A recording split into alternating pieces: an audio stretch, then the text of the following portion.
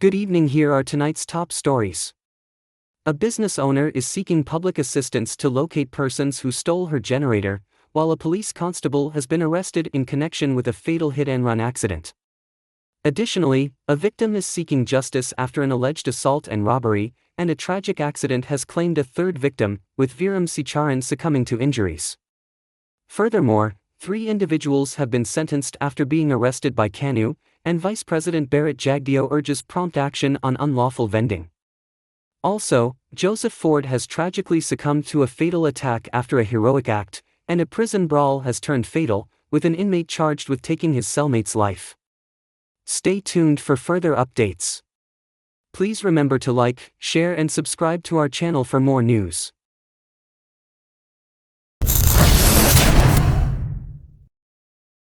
Business owner of a superbet shop located at 62 Sheriff Street, Campbellville, Georgetown is seeking the public help in identifying persons who walked into her shop earlier today and stole her generator.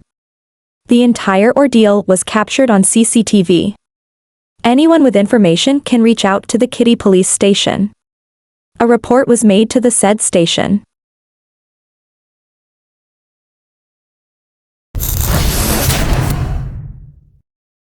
Police constable arrested in fatal hit-and-run accident.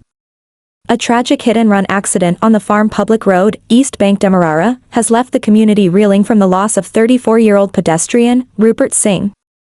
The incident, which occurred on Wednesday around 21:40 HRS, involved a motorcar allegedly driven by a 25-year-old police constable attached to the Criminal Investigations Department, CID, headquarters.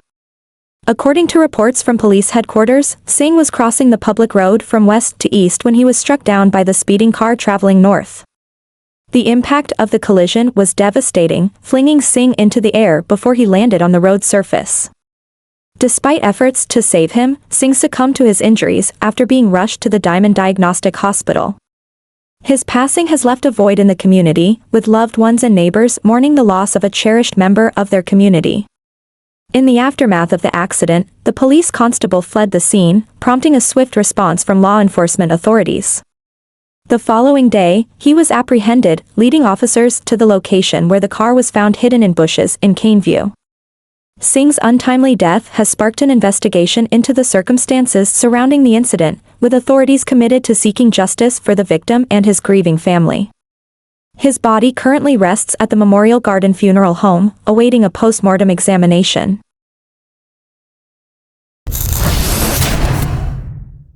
Victim seeks justice after alleged assault and robbery. Naeem Bacchus, a 25-year-old resident of Seaview Cornelia Ida, West Coast Demerara, is calling for justice after he was allegedly beaten and robbed during an errand at a local supermarket on April 21. Recalling the incident, Bacchus described a confrontation with a prime suspect known as Chucky about a month prior to the attack. Despite believing the issue was resolved, tensions resurfaced when Bacchus encountered the suspect drinking with other men at the supermarket. An argument ensued between the suspect and another man, resulting in Bacchus intervening. However, the situation escalated when the suspect allegedly bit Bacchus's finger, prompting a physical altercation. Bacchus retaliated, but the suspect returned with relatives, including his father and brother, and allegedly assaulted Bacchus with bottles and bricks, causing injuries to his face, shoulder, back, and head.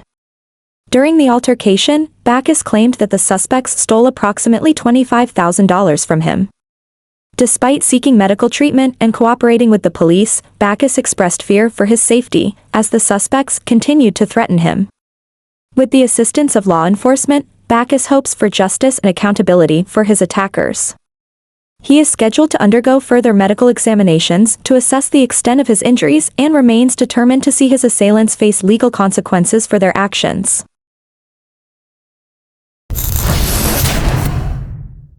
Tragic accident claims third victim, Viram Sicharan, succumbs to injuries.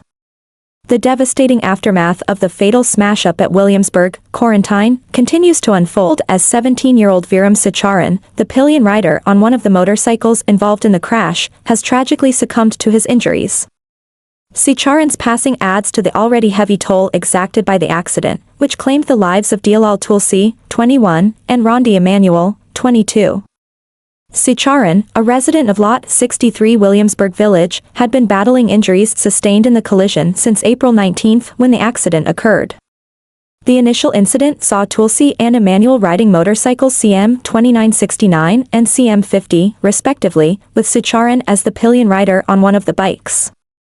Eyewitnesses reported that both motorcycles were overtaking vehicles in different directions when a head-on collision tragically unfolded. The impact of the crash was devastating, resulting in severe injuries to all involved. Despite efforts to save them, Tulsi, Emmanuel, and now Sicharan have all succumbed to their injuries, leaving behind grieving families and a community grappling with the shock and sorrow of their untimely deaths. As authorities continue their investigation into the circumstances surrounding the accident, the heartbreaking loss of these young lives serves as a poignant reminder of the importance of road safety and vigilance while traveling. May the memories of Viram Sicharan, Dilal Tulsi, and Rondi Emmanuel be cherished, and may their loved ones find solace and strength in this difficult time.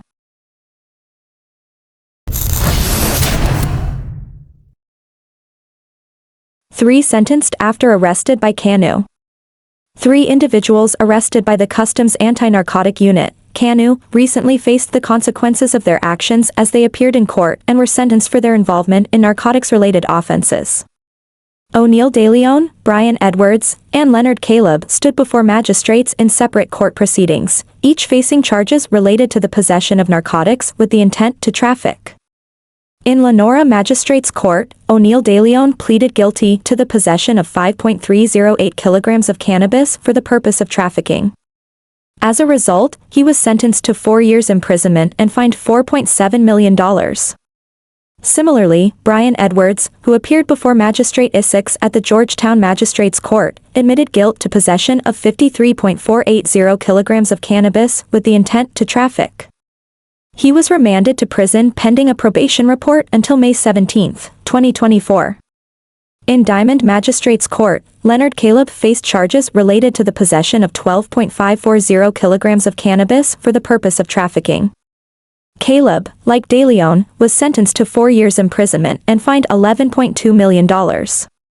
These sentences underscore the severity of narcotics-related offenses and serve as a reminder of the consequences individuals face when engaging in illegal drug trafficking activities. The Customs Anti-Narcotic Unit continues its efforts to combat drug trafficking and uphold the law, ensuring the safety and well-being of the community. Vice President Barrett urges prompt action on unlawful vending. Dr. Barrett Jagdeo, the General Secretary of the People's Progressive Party (PPP), has called upon the Ministry of Public Works to expedite their response to unlawful vending, employing appropriate measures to achieve a satisfactory resolution. Addressing concerns over delayed actions by the ministry in response to cases of unlawful vending and unauthorized structures, particularly along the seawall, Dr. Jagdeo emphasized the government's recognition of people's right to earn a living. He noted that vending in these areas is permitted under strict guidelines, including no permanent structures, limited vending space, and the responsibility of vendors to maintain cleanliness. However, Dr. Jagdeo highlighted instances where individuals disregarded these guidelines by erecting fixed structures without permits. He criticized the ministry for failing to address these violations promptly, leading to confrontations with vendors when enforcement actions were eventually taken. Acknowledging public discontent with the ministry's approach, Dr. Jagdeo emphasized President Dr. Mohammad Irfan Ali's directive to police highways and public spaces actively to prevent the unauthorized erection of structures. In response to these concerns, the ministry's Sea Defense Board has initiated efforts to dismantle permanent structures surrounding vending caravans, including sheds, unauthorized extensions, and pit latrines. Dr.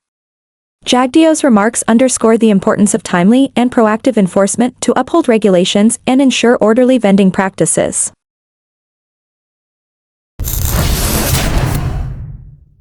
Joseph Ford succumbs to fatal attack after heroic act.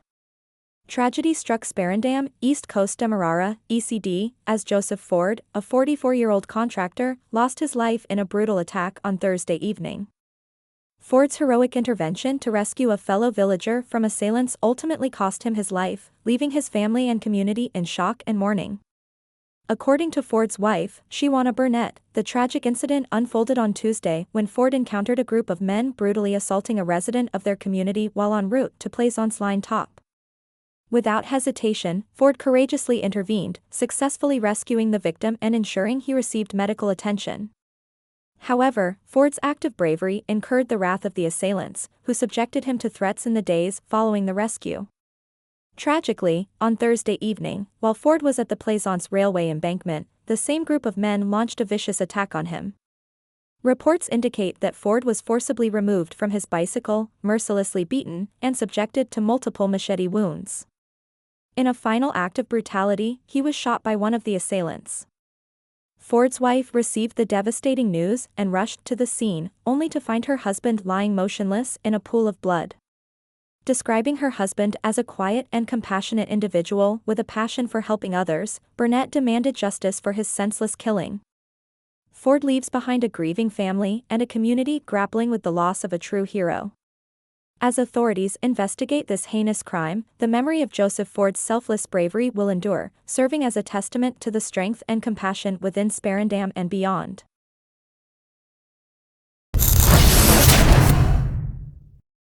Prison brawl turns fatal, inmate charged with taking cellmate life.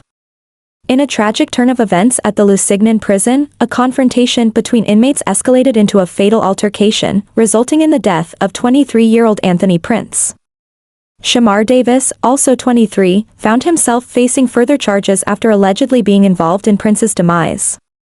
Davis, known as Estama, had been on remand at the Lusignan prison since September 2023 for the robbery under arms. However, his legal troubles deepened as he appeared before Magistrate Ms. Orinthia Schmid at the Vigilance Magistrates Court to answer to a murder charge in connection with Prince's death.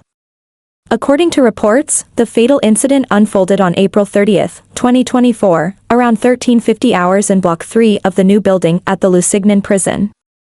Prince and Davis, who shared the same cell, were awaiting water to shower when a dispute erupted between them, allegedly over the infidelity of their girlfriends. Davis claimed to have observed Prince wielding what appeared to be an improvised weapon, prompting him to engage in a physical altercation.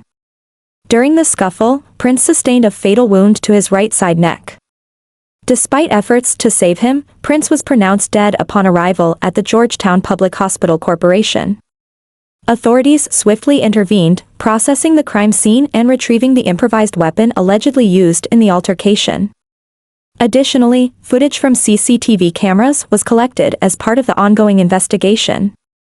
Davis, now facing a murder charge, was remanded to prison until June 6, 2024, as legal proceedings continue. The tragic incident serves as a somber reminder of the dangers lurking within correctional facilities and the need for vigilance in maintaining safety and order within prison walls.